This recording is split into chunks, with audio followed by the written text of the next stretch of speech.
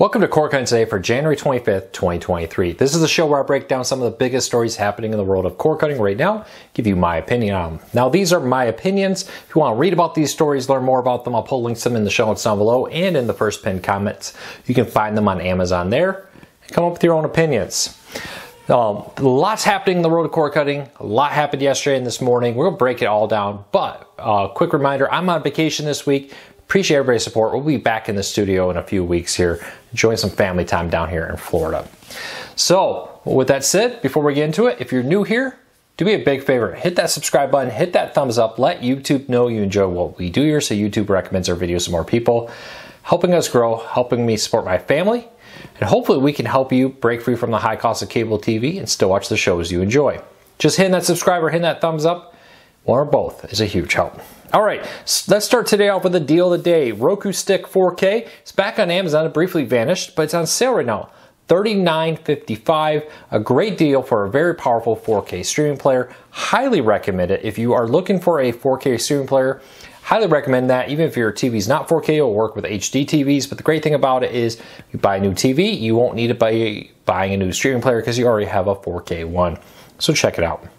Next story up of the day. I've been hearing a lot of talk of, hey, going back to cable is cheaper than streaming. You've probably seen some images flying around on social media that adds up like 10 different streaming services and says, look, if you subscribe to these 10 services, it'd be cheaper to get cable TV. Now, I always argue with that because the reality is most content people watch nowadays are not on cable TV. You can't watch the new Star Trek shows. You can't watch the new Star Wars shows. You can't watch even some of the new soap operas that NBC moved over to Peacock. So getting cable still means you probably need to get many different types of streaming services to watch the shows you want because they're not on cable. But now, thanks to a report that I saw over at US News, the average cable TV bill is now $217.42 for their package. Now, we read a story earlier last week, I think it was, showing how Comcast now charges over $800 a year if you have two TVs with cable boxes on them. If you don't, you just have one, it's like $700 a year. It's crazy expensive to have a cable TV package. So this idea that streaming is more expensive just doesn't work. It really doesn't. You're never going to convince me that that's how it works. But the reality here, though, is they may advertise great prices, but when you add it all together, the fees, the box rentals, the taxes, you're going to be paying hundreds of dollars every year for a cable TV package versus streaming. So leave me a comment. How much were you paying for TV when you canceled? Wow, almost 10 years ago now when we canceled, I was paying about $125 a month just for DirecTV, and that was the breaking point for us. We said enough is enough. We can't afford that. We were out of college, had a new baby, we needed to save money. Let me know what you needed to save. What was your breaking point that made you become a cord cutter, or what was your breaking point to be considering it? Leave me a comment, let me know. All right, Roku's head of content is leaving. Rob Holmes, I hope I'm saying all these names right, I apologize in advance if I'm wrong, who's been with Roku for about 6 years, oversaw the launch of the Roku channel, a lot of the Roku originals and more, is going to be leaving. He is being replaced by David Ellsberg. I apologize if I butchered that. But he joined Roku last year in April. He was previously, if I remember right, he oversaw their originals. Now he's not still oversee the originals and the Roku Studio, the company that's bringing content to the Roku channel. Lots of great content there. Rob Holmes has been with Roku for a long time.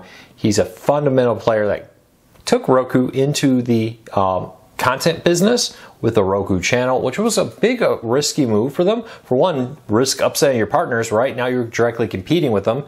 Two, launching and streaming services are not guaranteed to work. We've seen a lot of them fail, and the Roku channel has ended up being a surprise success. So it's very interesting to see him leaving. I wish him the best. Very excited to see what Roku does. They reportedly spent about $1 billion on content last year, and word is they have no intentions to severely slow down anytime soon. So let me know, do you use the Roku channel, that free ad-supported streaming service? What do you think of the content there? Do you like it? Leave me a comment. All right, your local TV station may have new owners. Now, increasingly, local TV stations have been buying up into bigger ones. Investment firms have been buying them up. Other TV stations out there have been buying up competitors. Increasingly, the small mom and pop shops that even just own a couple TV stations are going away. Now, Tenga is very close to closing a deal for $8.6 billion to sell themselves off to a company called Standard General. Standard General, if I remember right, yes, 18 stations that they acquired last year. So they're already running some that they acquired from Cox, and now they're looking to pick up some channels from Tenga. Now, a few of these will be forced to sell because of competition rules, but increasingly, local TV stations are combining. Now, the FCC comment period just ended. I can't really imagine this is going to get declined. I don't really see a big reason to. They've made concessions and changes and agreed to sell off some stations out there. But I'm very interested to see what happens here. Local content stations are in a tough spot.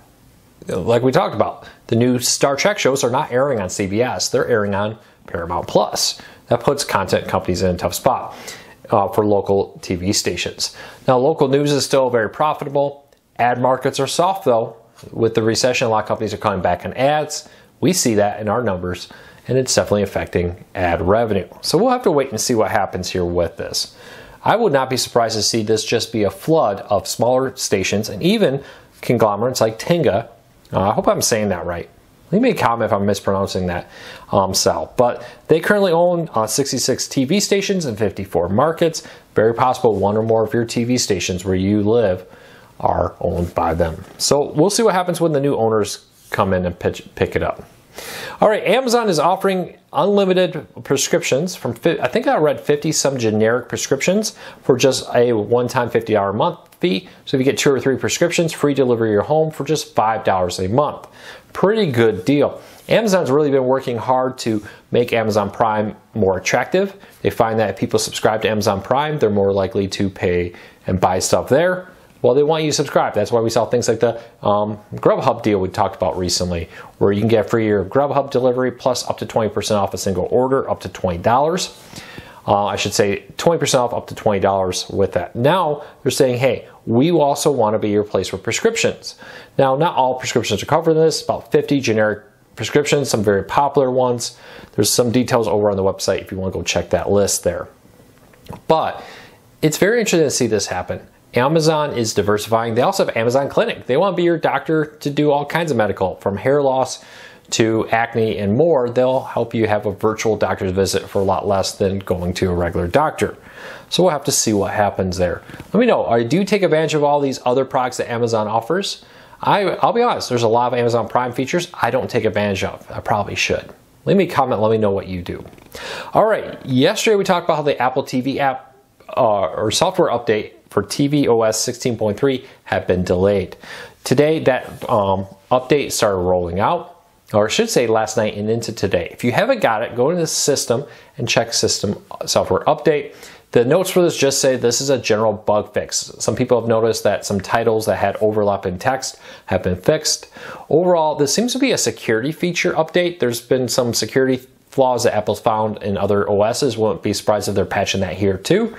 More importantly though, this just seems to be a quality of life bug fix in the 16.3, the third major update to the tvOS update for your Apple TV.